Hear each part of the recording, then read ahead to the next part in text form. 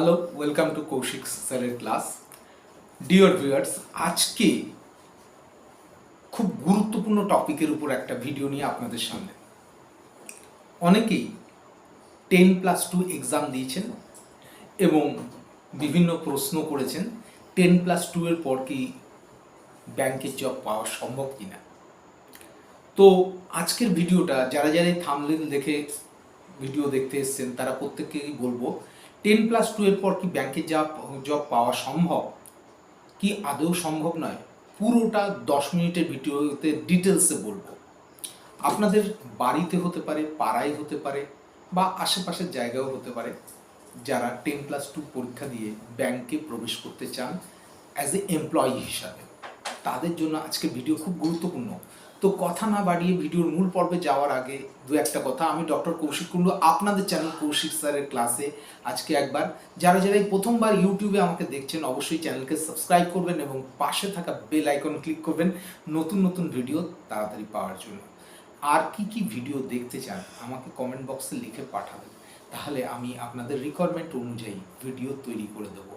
আর একটা জিনিস খুব গুরুত্বপূর্ণ, সেটা হচ্ছে আপনারা বিভিন্ন ট্রেনিং পারপাস, সেটা স্পোকেন ইংলিশ হতে পারে বা বিভিন্ন কমার্সের ওরিয়েন্টেড কোর্স বা মার্কেটিং ম্যানেজমেন্টের কোর্স ওরিয়েন্টেড যদি কিছু করতে চান বা প্রাইভেট সেক্টরে জব করতে চান, আমাদের সাথে কন্ট্যাক্ট করতে পারেন ডেসক্রিপশন বক্সে দেওয়া লিঙ্কের সাথে।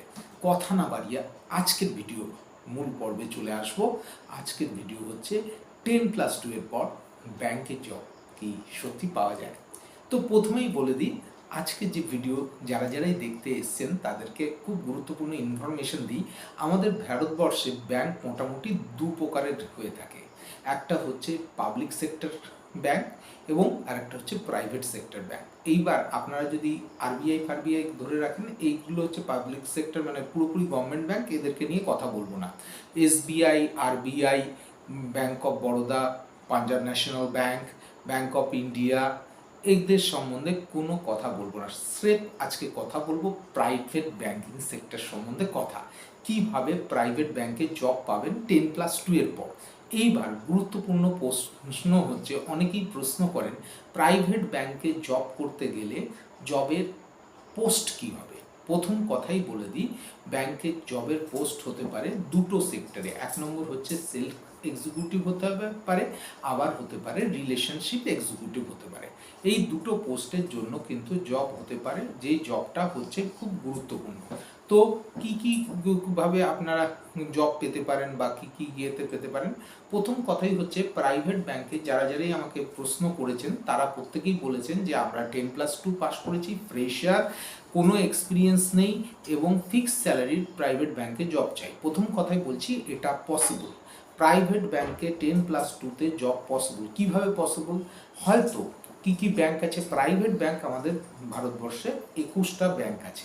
এক্ষেত্রে প্রাইভেট ব্যাংকের জবের ক্ষেত্রে যেটা খুব গুরুত্বপূর্ণ, আপনি হয়তো এইচডিএফসি, অ্যাক্সিস, আইসিআইসিআই, ইয়েস ব্যাংকের ডাইরেক্ট পেরোলে আপনি হয়তো পাবেন না। সেক্ষেত্রে আপনাকে পেতে হবে হচ্ছে ইনডাইরেক্ট পেরোল বা থার্ড পার্টি পেরোলে আপনাকে পেতে হতে পারে।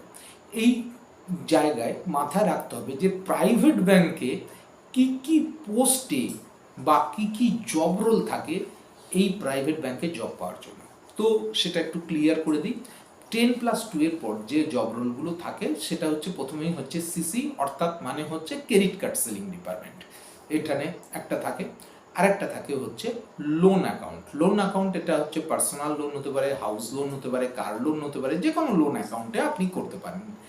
থার্ড যেটা আসে সেটা হচ্ছে pause machine selling. Pause machine selling মানে কি, আপনারা বিভিন্ন রিটেল শপগুলোতে দেখেছেন একটা করে ব্যাংক থেকে মেশিন থাকে, সেটা এইচডিএফসি থাকতে পারে, অ্যাক্সিসের থাকতে পারে, বন্ধনের থাকতে পারে, হোয়াট এভার ইট ইজ। আপনারা কি করেন, আপনাদের এটিএম কার্ড ঢুকিয়ে পাসওয়ার্ড দিয়ে টাকার অ্যামাউন্ট দেন, তাহলেই টাকাটা কেটে যায়। তো এইটা কিন্তু ব্যাংক বেঁচে থাকে। তো এইটা হতে পারে। আপনার হতে পারে যদি এই রিকভারি মানে কি, যেসব লোন আপনার দেওয়া হয়েছে সেগুলো কালেকশনের জন্য অনেক ছেলেমেয়ের দরকার পড়ে, সেখানে যেতে পারেন। এবং আরেকটা দরকার হয় সেটা হচ্ছে কাঁসা কথার মানে হচ্ছে current account, savings account selling. তো এই 5টা পোস্টে জেনারেলি ব্যাংকে 10+2 পর থেকে লোক রিক্রুটমেন্ট হয়।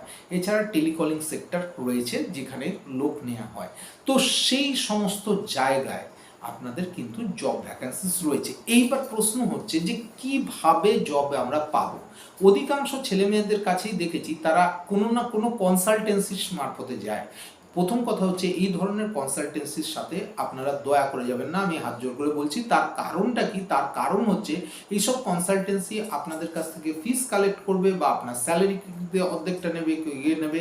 এইবার প্রশ্ন হচ্ছে এইরকমভাবে যদি না গিয়ে আপনারা যদি ডাইরেক্ট ব্যাংকের ওয়েবসাইটে যান, ধরুন যে কোনো একটা ব্যাংকে, এইচডিএফসি হতে পারে বা অ্যাক্সিস হতে পারে, এই ব্যাংকের অফিসিয়াল ওয়েবসাইটে যান এবং সেখানে দেখুন hdfcbank.career.com বলে একটা পোর্শন আছে। সেই জায়গায় যদি আপনি ক্লিক করেন দেখবেন তখনকার কারেন্ট ওপেনিং যে যে পজিশনে দরকার আছে লোকের, সেই পজিশনগুলো খুলে যাবে। আপনার সঙ্গে যে প্রোফাইলটা ম্যাচ করছে সেটা আপনি ফিল আপ করুন। ফিল আপ করে আপনি বায়োডাটা সেখানে সেন্ড করে দিন বা পেস্ট করে দিন, দিয়ে ওটাকে সেন্ড করে দিলেই হচ্ছে HR এর কাছে চলে যাবে, আপনার কাছে কল আসবে। এরকম অনেক সময় হয়েছে, আমাকে অনেকে বলে যে স্যার আমাদের বাড়ির সামনে না একটা অ্যাক্সিস ব্যাংক খুলেছে, এইচডিএফসি ব্যাংক খুলেছে, তো আমার কি বাড়ির সামনে জব হতে পারে না, বা সিটি ব্যাংক খুলেছে কি হতে পারে না? প্রথম কথাই বলি, এই ধরনের ব্যাংকে যদি আপনারা কাজ করতে চান তো এই ধরনের ব্যাংকের ম্যানেজার বা যদি আপনার কোনো চেনাশোনা লোক থাকে তাদের সাথে গিয়ে যোগাযোগ করুন এবং তাদেরকে গিয়ে নিজের বায়োডাটাটা জমা দিন। এবং একটা নির্দিষ্ট টাইম পরে দেখবেন তাদের যদি লোকের দরকার পড়ে আপনাকে ডাকবে, ডেকে কিন্তু ইন্টারভিউ নেবে। ইন্টারভিউ কীরকম হতে পারে তার জন্য আমার আলাদা ভিডিও আছে, সেই ভিডিওটাকে কিন্তু অবশ্যই দেখবেন। তো ইন্টারভিউ হবে, ইন্টারভিউতে যদি আপনাকে সিলেকশন করে অবশ্যভাবেই আপনি কিন্তু জবটা পেতে পারেন। এইবার প্রশ্ন হচ্ছে যে এই ধরনের জবে স্যালারি কত হতে পারে? 10+2 এর পরে যে জবগুলো আসছে স্যালারি কেমন হতে পারে? এইবার প্রশ্ন হচ্ছে যে এই প্রশ্নটা যারা করেন স্যালারি কেমন হতে পারে এটা সম্বন্ধে আমি দু একটা কথা বলে দিই। বিভিন্ন ব্যাংক তাদের প্রফিট অনুযায়ী, তাদের কোয়ালিটি অনুযায়ী স্যালারি কিন্তু মানে ডিপেন্ড করে। আপনারা প্রত্যেকেই জানেন যে SBI স্যালারি অন্যান্য পাবলিক সেক্টর ব্যাংকের থেকে বেশি।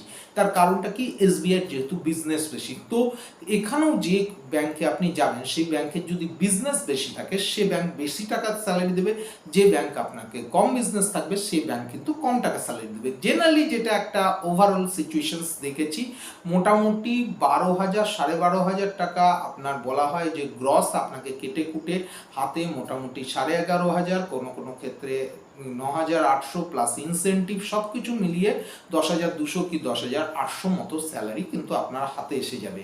প্লাস হচ্ছে আপনি যদি ওয়েল পারফর্ম করতে পারেন সেক্ষেত্রে ইনসেন্টিভ অনেক বেশি হয়ে যাবে, সেক্ষেত্রে কিন্তু আপনি প্রায় 14-15,000 টাকা স্যালারি গেইন করতে পারেন। তাহলে বন্ধুরা, যারাই মনে করছেন যে 10+2 এর পর ব্যাংকের চাকরি হওয়া সম্ভব কিনা, তো বলে দিলাম ক্লিয়ারভাবে।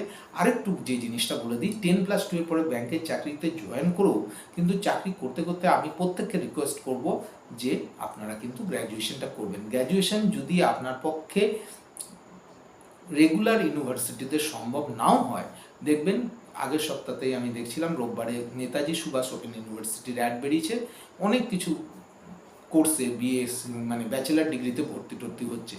সেখানে কিন্তু আপনারা ওপেন ইউনিভার্সিটি আছে, সে নেতাজি সুভাষ হোক বা ইউনু হোক, সেখানে আপনারা নিজেদের অ্যাডমিশন করিয়ে নিয়ে গ্র্যাজুয়েশনটা করবেন, কেননা ভবিষ্যতে উপরের পোস্টে ওঠার জন্য বা ভালো একটা পোস্টে যাওয়ার জন্য।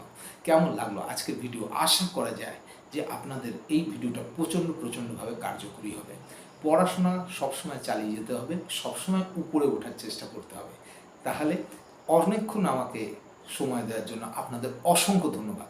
দেখা হচ্ছে পরবর্তী আর একটা ইন্টারেস্টিং ভিডিওতে। খুব ভালো থাকবেন। নমস্কার।